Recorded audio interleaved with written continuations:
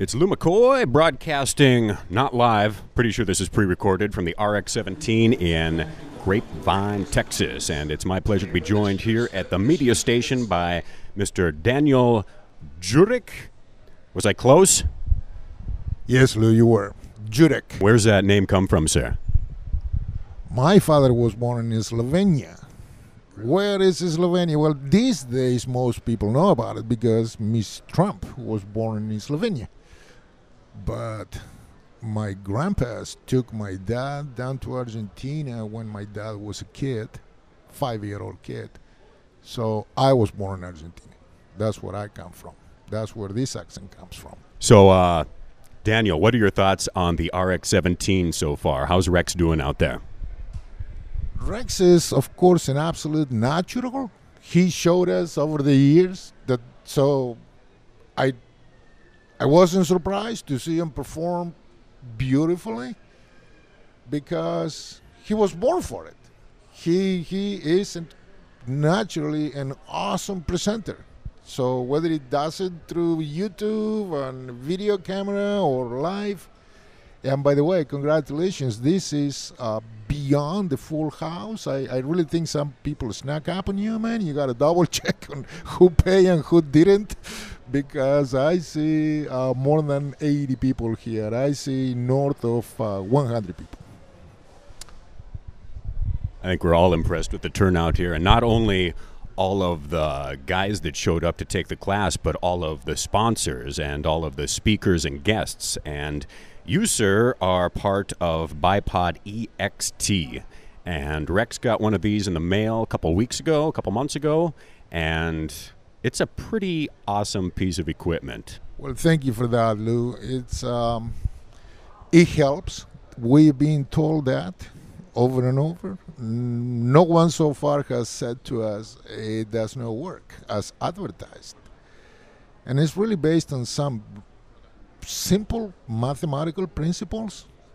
So once people get presented with it, they can see why it works. There is no magic behind it. There is no science that cannot be explained. It's really, really pretty simple.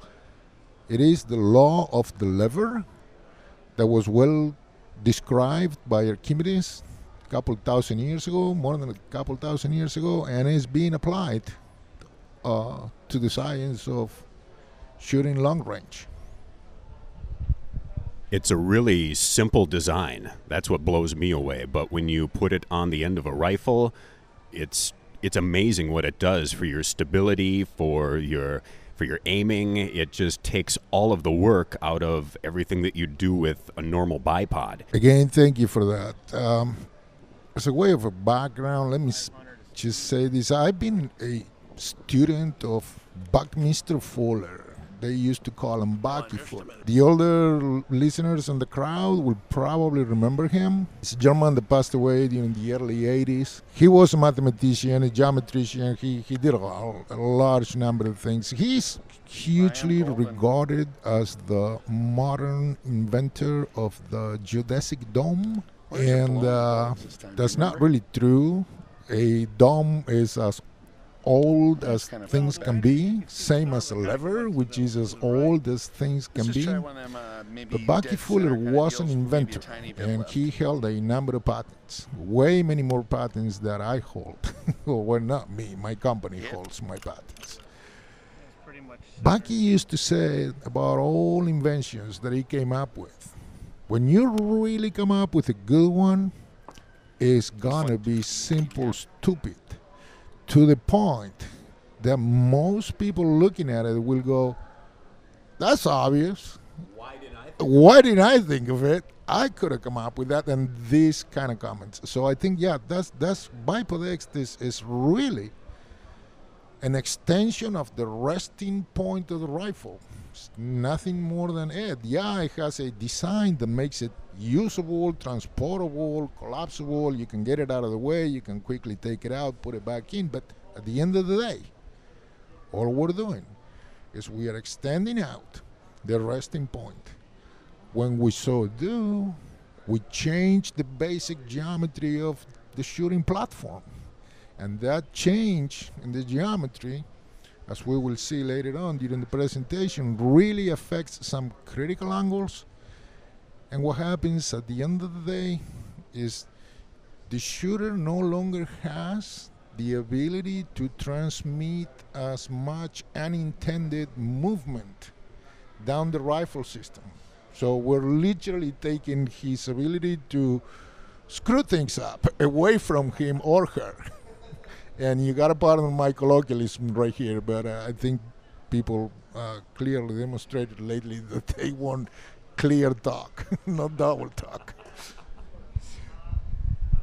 It's just amazing when you see the thing in action, but like you say, it's a very all ideas that are innovative and groundbreaking, they're very simple. How did this come about? Can you tell us how the idea came about? Was it a dream? Was it a vision? Usually it's something crazy where these ideas come from. It was all of the above, plus possibly a bottle of wine shared with my wife.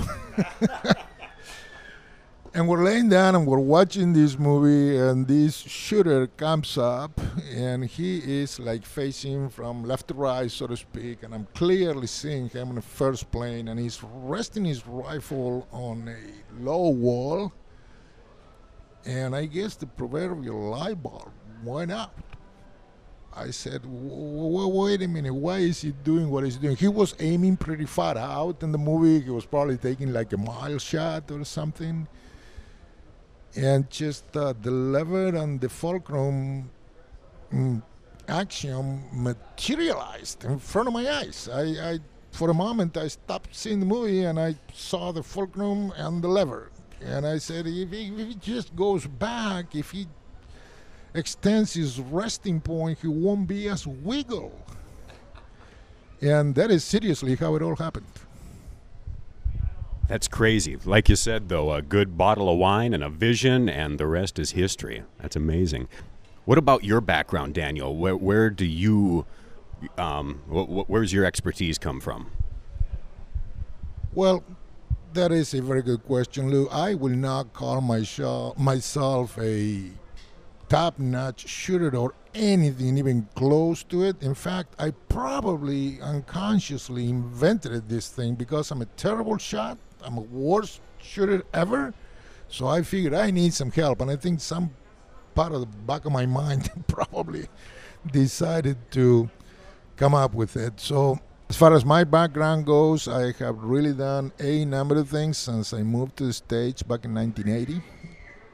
That's obviously getting close to 4 decades here now.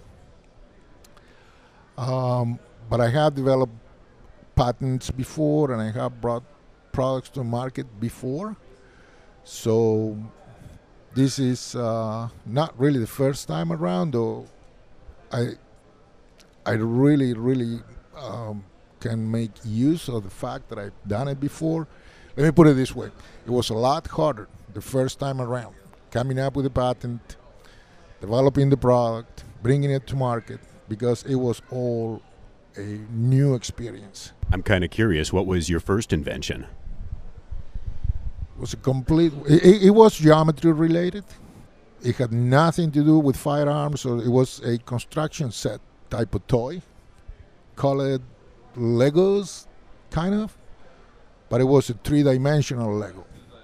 It was, I really like to explore the discipline known as geometry of the space. I was always fascinated by it. I study it on my own, on my free time, or making free time when I didn't have it. Because, I don't know, there are interesting, I guess what I like about polyhedrons, if you remember what those are our volumes, right? Our basic volumes, our cube, our tetrahedron, octahedron, remember all of these things? I find them fascinating because they never really change. Thousands of years go by and they are what they are.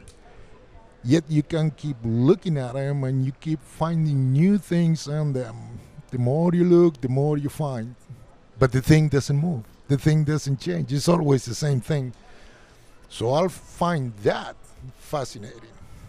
Back to you. Mr. Gyurec, you are kind of an inspiration to talk to, my man.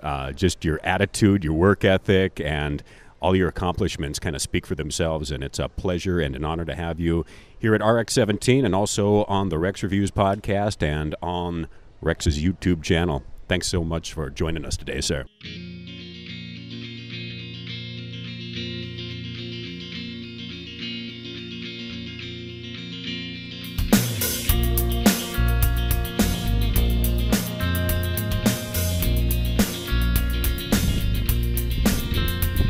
To be what you want me to be, to find I'm blind to me, to feel so cold without you, to run my city to blue.